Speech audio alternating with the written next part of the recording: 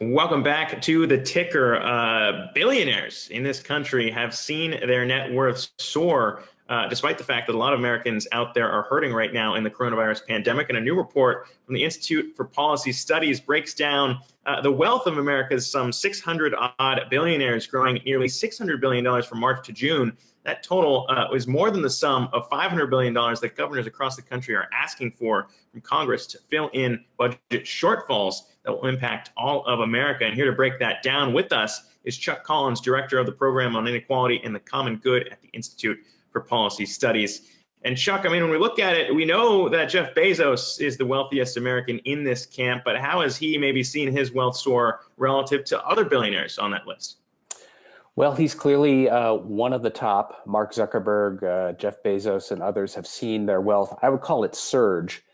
Overall, from middle of March, the S&P, the market has been up, but there are some who are seeing their wealth go up by tens of billions. In the case of Jeff Bezos, he's almost at 160 billion now. If he hadn't gotten divorced, they'd be at about $210 billion. So it's almost defying gravity, some of these wealth gains. Yeah, and when you talk about the wealth gains, it is just kind of amazing to think that so much of that wealth could be concentrated and be beyond what the governors of all 50 states are requesting from Congress to make up the budget shortfall. What does that say about, wealth inequality in this country?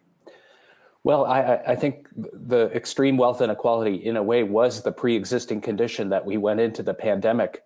A kind of underreported number is the Federal Reserve last week reported that, $6.5 trillion in household wealth vanished during the first quarter. So that's the indicator of, sort of how is everybody else doing. So put that number next to this billionaire surge, $630 billion in 14 weeks. It just shows, here are states contracting. They're experiencing these budget shortfalls. They're not able to raise the revenue that they need to provide basic services. And just the wealth increase of our U.S. billionaire group in 14 weeks could cover the shortfalls in all 50 states. That's just how out of balance we are. Yeah, and kind of surprising too. When we're breaking down this list, Warren Buffett, notably not on the top of it when we think about how his wealth has fared here. What do you make of that?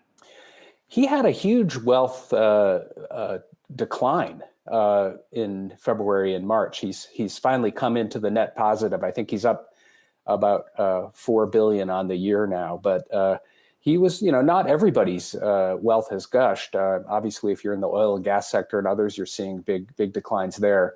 Where we are seeing the gains are in technology and medical care and obviously video conferencing and the services that we're all depending on during the pandemic. But it starts to whiff of a kind of profiteering when it gets to be so high. It kind of reminds me of like during World War II when certain companies, when everybody else was making these huge sacrifices and tightening their belts, some people were grabbing more than was the sort of unseemly amounts of wealth. Sure, and it makes you wonder what kind of push here we might see if Joe Biden comes to power here in 2020. What kind of progressive ideas there on the wealth inequality front might be pushed through? But Chuck Collins, Director of the Program on Inequality and the Common Good at the Institute for Policy Studies, appreciate you taking the time to chat with us today. Hey investors, Zach Guzman here. Are you interested in learning more about the markets and getting the latest financial news? Well, then click right here to subscribe to our Yahoo Finance YouTube channel. Get the latest up-to-the-minute market analysis, big interviews in the world of finance, and information on how to manage your money every day wherever you are.